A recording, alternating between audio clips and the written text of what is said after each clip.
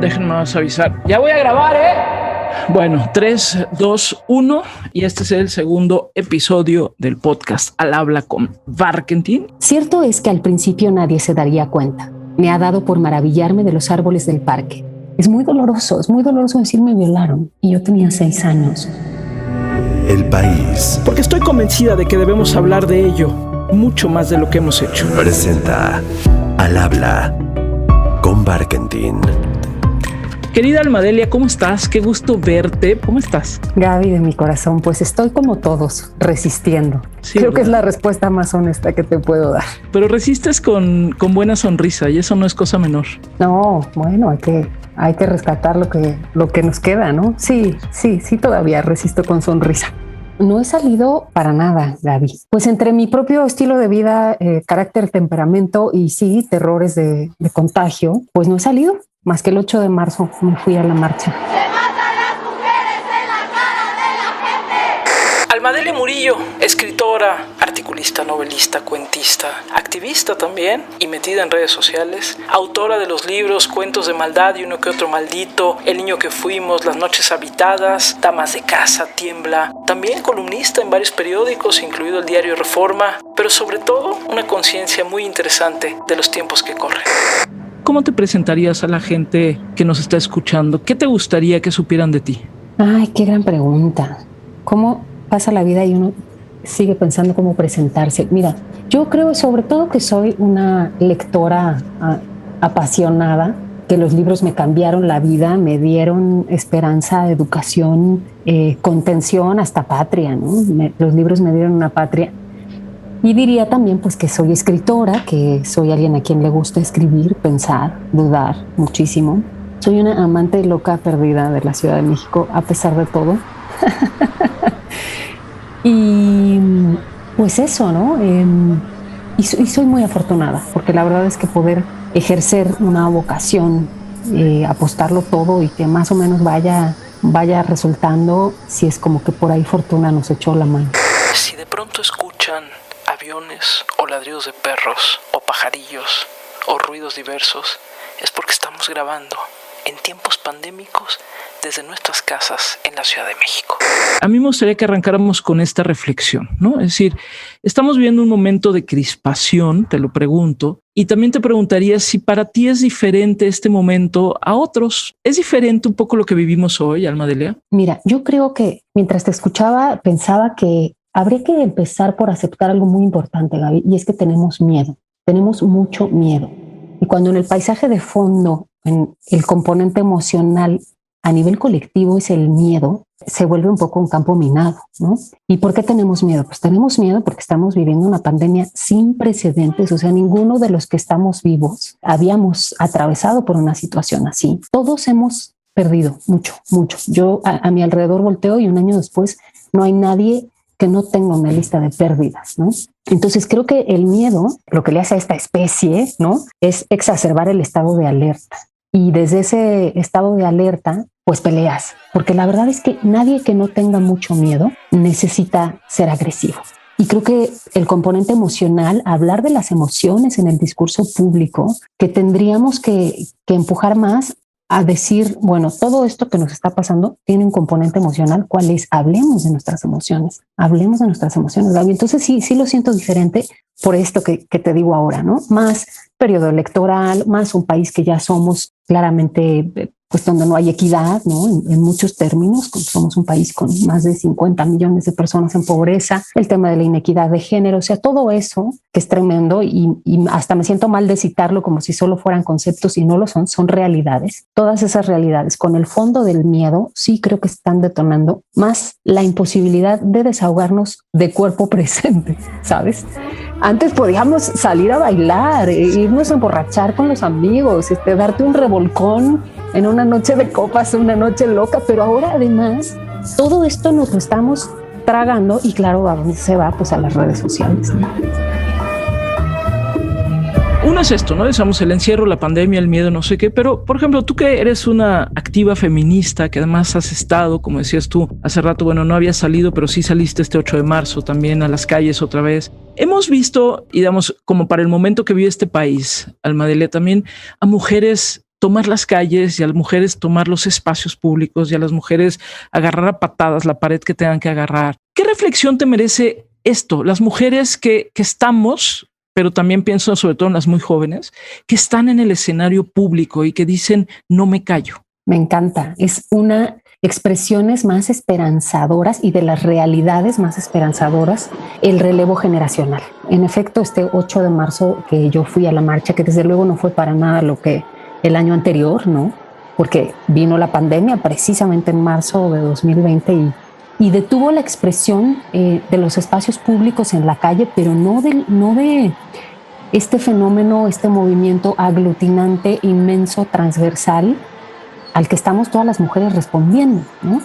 Entonces me da muchísima esperanza porque las veo, sí, capaces de todo, sin miedo a nada. Y también lo que ha pasado, Gaby, es que todas las generaciones vamos cosechando el trabajo de la generación anterior, ¿no? Y eso hay que decirlo. Nosotras cosechamos que podemos votar, que podemos usar métodos anticonceptivos, ¿no? Pero las más jóvenes a eso además le pueden sumar que en algunos estados ya se despenalizó la interrupción del embarazo y le pueden sumar que hay cada vez más mujeres en ciertos cargos públicos clave. Y entonces creo que lo que se va volviendo es una cadena de ir cerrando los espacios o los temas que quedan por romperse, ¿no? Entonces a mí me da muchísima esperanza, las veo capaces de todo, de atrevidas, diciendo no necesito ni al Estado ni un marido, ¿no? Ni un patrón, porque hay un análisis atrás de eso. O sea, es verdad que el cuerpo de las mujeres sustenta un sistema económico. Nosotras reproducimos el principal núcleo de consumo que se llama familia. No hay industria que sobreviva sin una familia que consuma. La industria que medimos, ¿no? Son también las mujeres, lo dice Margaret Atwood en el cuento La criada, ¿no? Son también las mujeres las quienes le dan hijos a las filas de los ejércitos, ¿no? Pariendo hijos para que se vayan a la guerra. Es decir, perdón que me haya extendido, pero el tema sobre todo que a mí me entusiasma es este cobro del beneficio generacional de las batallas anteriores y la gran libertad sobre el cuerpo. En serio, que poder elegir la maternidad, poderla postergar o poderla cancelar, le hace una diferencia enorme a la vida de cualquier mujer y eso se está viendo ahora ya en términos generacionales y a mí me parece que ni siquiera nos podemos imaginar a dónde va a llegar. Oye, y hay otra cosa, y en eso alguien como tú, Alma Delia, también ha jugado un papel muy importante. Hablas con mucho amor y respeto de tu propio yo. Y hoy escuchamos a muchas mujeres hablar de los abusos sexuales que sufrieron, los abandonos que sufrieron, las golpizas que sufrieron. Cosas que, como me decía mi mamá el otro día, pues a ella nunca se le hubiera ocurrido decirlo. No que no lo vivían, simplemente no se le hubiera ocurrido decirlo, no sabía cómo ni a quién.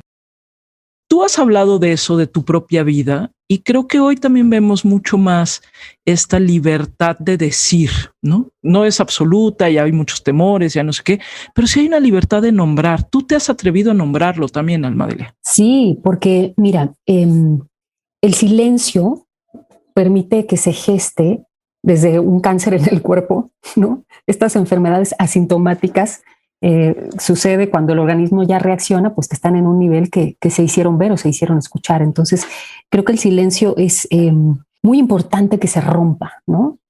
Nunca más tendrán la comodidad de nuestro silencio y cuando decimos eso, tiene implicaciones tremendas, ¿no? El caso de Andrés Ruemer, creo que ha llegado a donde ha llegado porque hubo una primera que se atrevió a hablar y luego otra y luego otra y luego otra. Y todas nosotras, mira, ahora que citabas a tu mamá, yo pensaba en la mía, que tuvo un matrimonio tremendo, violento, ¿no? Y tuvo una vez una amiga que le dijo, oye, tú no tienes por qué aguantar esto, ¿no? Tú no tienes por qué aguantar esto. Y mi mamá no pensaba, soy feminista, tengo una amiga feminista, pero por eso la amistad entre mujeres también es política, ¿no? Porque una vez que hay otra que te dice, yo estoy aquí, hablemos, para empezar, hablemos. Y solo nombrarlo te puede llevar a reflexionarlo, a tomar una decisión y luego a que se haga cargo el otro, ¿no? Porque tú te lo tragas, tú lo traes dentro y todo el costo es para ti, pero si mencionas allá afuera está mi abusador, entonces también del otro lado hay alguien que tiene que cargar con cómo modificamos esta realidad, ¿no? Entonces es doloroso, se atraviesa, voy a hablar mucho de emociones, pero que se acostumbren. Tenemos que poner las emociones en la plataforma pública, todas y todos. Es muy doloroso decir me violaron y yo tenía 6 años y no le iba a dar un memorándum a ese tipo que estaba encima de mí. Dejen de decirme que salga a las calles muy educadamente a exigir una demanda cuando traigo eso que se tuvo que tragar mi cuerpo de una niña de 6 años. Y lo digo hablando de mí no por ególatra, sino porque sé que estoy contando la historia de miles, ¿no? Entonces hay que nombrarlo para sacar la emoción, para ponerlo en el espacio público y para que sepan que hay consecuencias, los abusadores, ¿no? Que no lo pueden seguir haciendo y que nada va a cambiar en sus vidas, por lo menos la vergüenza. Y no me encanta. Yo sé que la justicia no es esta palestra pública donde todos señalamos, ¿no? Pero a veces la vergüenza es el único costo que sí pueden pagar y que quizás sí los haga detenerse a pensar una próxima vez, ¿no? Pero el momento que vivimos, Almadelia, tú has sido también directa en lo que escribes, por ejemplo, en tus artículos en Reforma. Y hablamos del caso de Félix Salgado Macedonio, hablabas ahorita del caso de Andrés Roemer, pero hablabas también de tu enojo con el propio presidente de la República, de decir, es que no nos merecemos este maltrato hacia las mujeres, no nos merecemos esta indiferencia. Y no te ha sido fácil. O sea, yo lo he visto en las redes sociales, he visto cómo pues, has sido brutalmente atacada. Y a mí a veces me preocupa que estos ataques nos lleven a una espiral del silencio, es decir, que optemos por no hablar, porque al final los ataques son muy dolorosos. ¿Qué has pensado sobre esto, sobre tu escritura, que de pronto es una escritura no de ficción, sino es una escritura de realidad? Es un conflicto que atraviesa por muchos niveles, ¿no? En términos de vocación, pero también ético, pero también está, y te lo has de preguntar también tú, Gaby, muchas veces, el dilema de voy a seguir insistiendo, hablando, señalando, aunque del otro lado de la balanza está mi equilibrio emocional, porque no siempre estoy lista para que me estén gritando puta, vendida, malcogida, o diciéndome que me van a violar y que me van a coger y mandándome fotos de la pistola con la que me van a volar la cabeza, ¿no?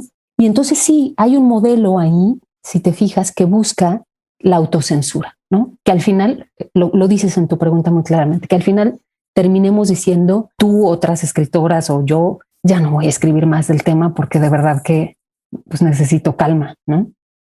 Entonces, es un conflicto que no se acaba nunca. Es una duda en la que se habita, porque pensar es dudar, ¿no? Lo que pasa es que cada vez que llega el momento de sentarse a escribir, la realidad es tan aplastante que vuelvo a decir, no puedo no hablar de esto, ¿no? No puede ser que encontraron a esta niñita de 7 años tirada con marcas de asfixia. No podemos dejar de hacer el relato. Aunque solo sea hacer el relato, ya le estamos demandando al mundo que escuche, ¿no? Pero sí, a veces ya no quiero. Y mira, el tema además también del tipo de hostigamiento que sufrimos las mujeres es una carga. Lo platicaba el otro día con Juan Pardinas, el director del Reforma. Él me decía, mira, a mí me insultan todos los días de mi vida en Twitter. Nunca me han dicho como a ti que me van a violar, ¿no? La amenaza se vuelve sexual. Otra vez el dominio sobre nuestros cuerpos.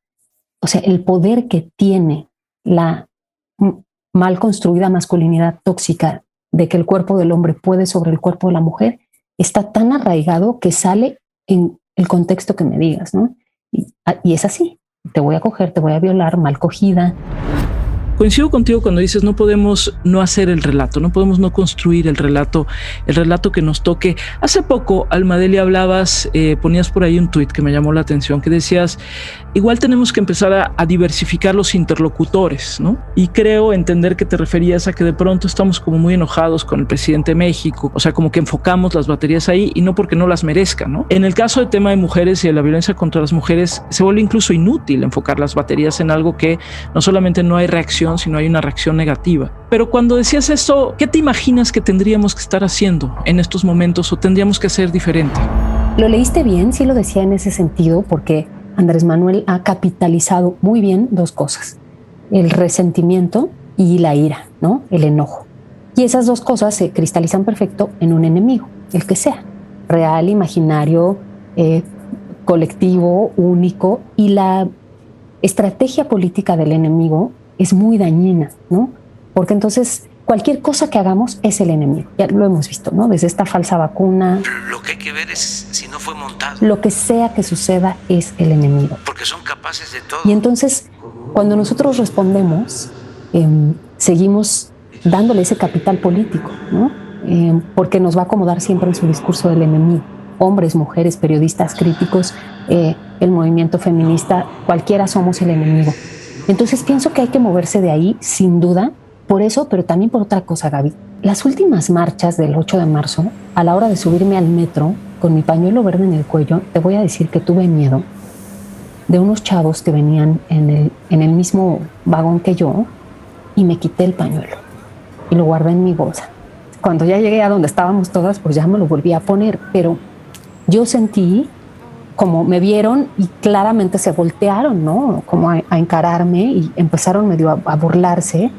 Y entonces pensé, en un segundo nivel, no es nada más el presidente de la República y su idea del enemigo, sino cómo hacemos para romper esta tensión que se ha creado del enemigo hombre-mujer, ¿no?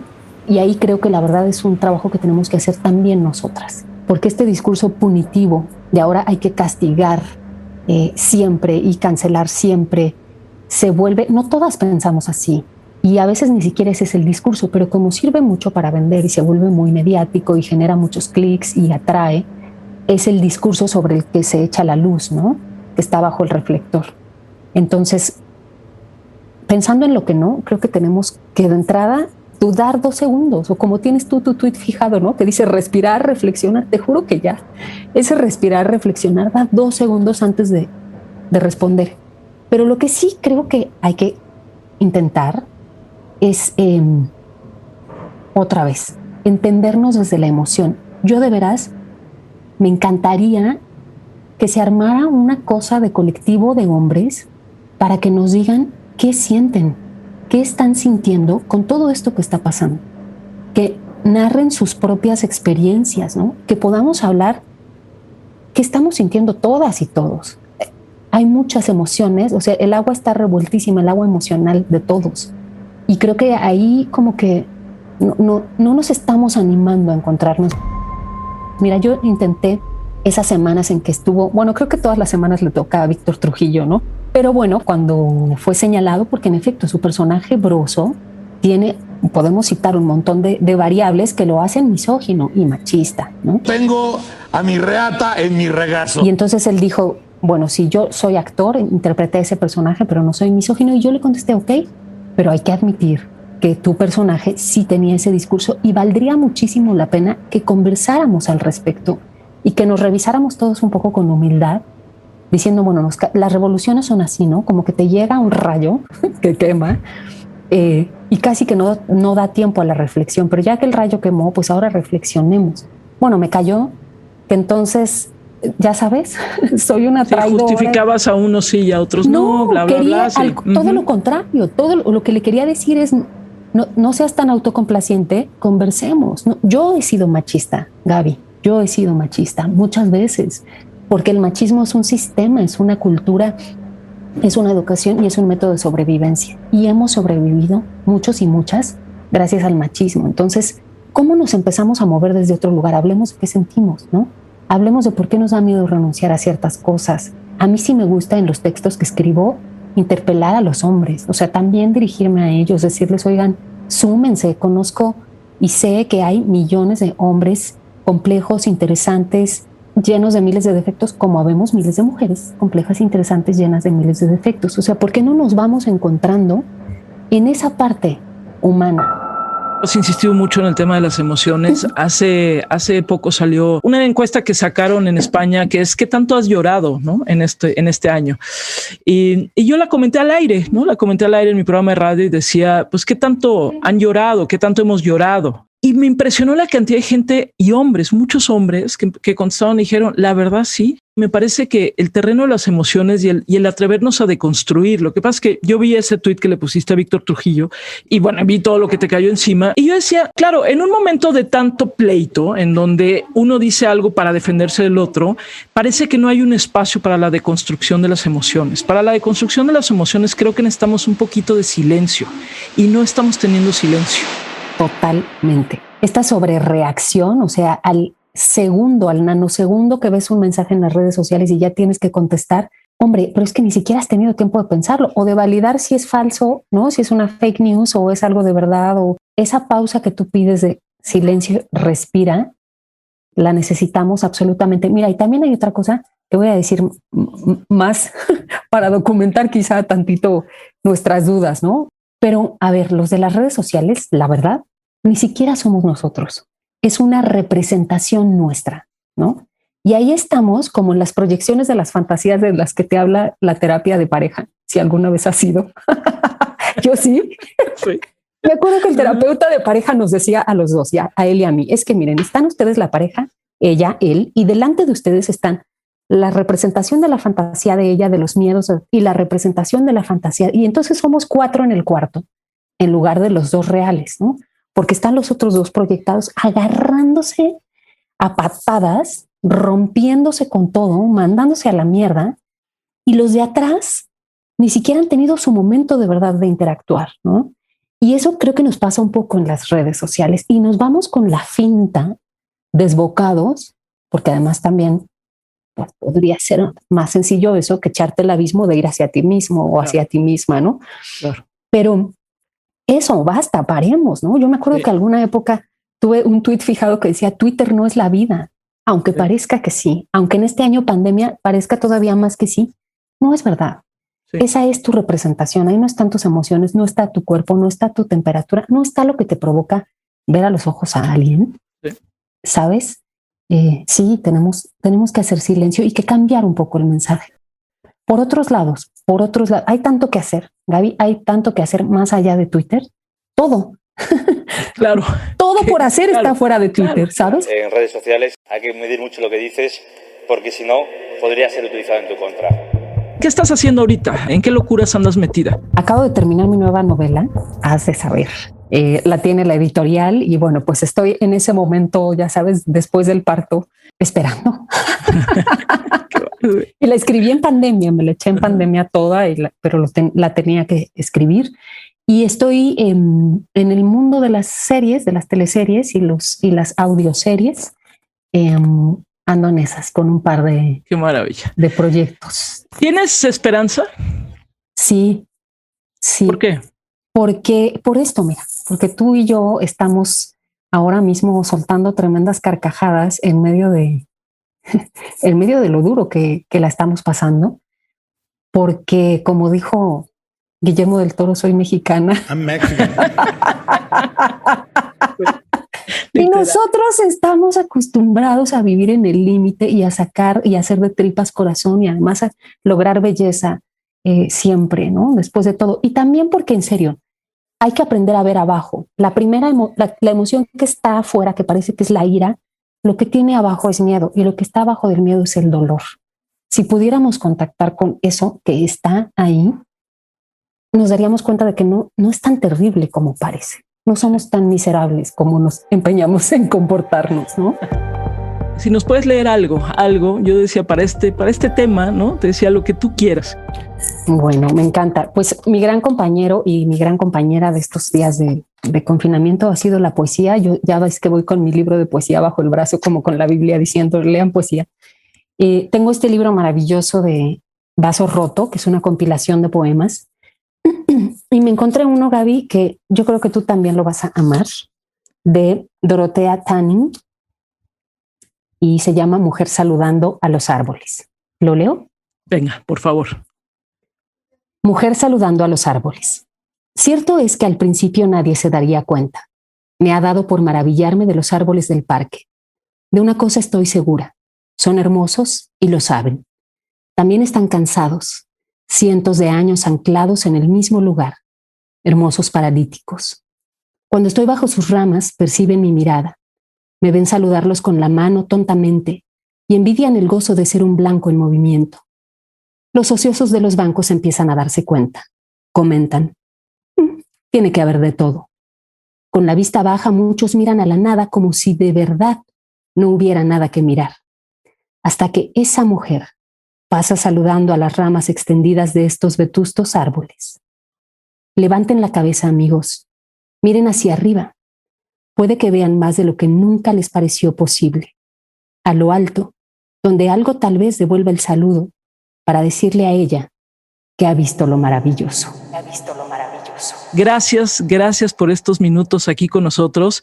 Y nada más eso, ¿qué es lo que más extrañas ahorita en la vida, en este momento? La verdad, eso, o sea, la mera carnalidad. Yo quiero salir a emborracharme contigo y a sudar y a bailar y a abrazarnos. Eso, el cuerpo es un ente expansivo. No podemos más con esto del encierro. Hay que aguantar. Pero extraño el cuerpo presente de los otros y el mío.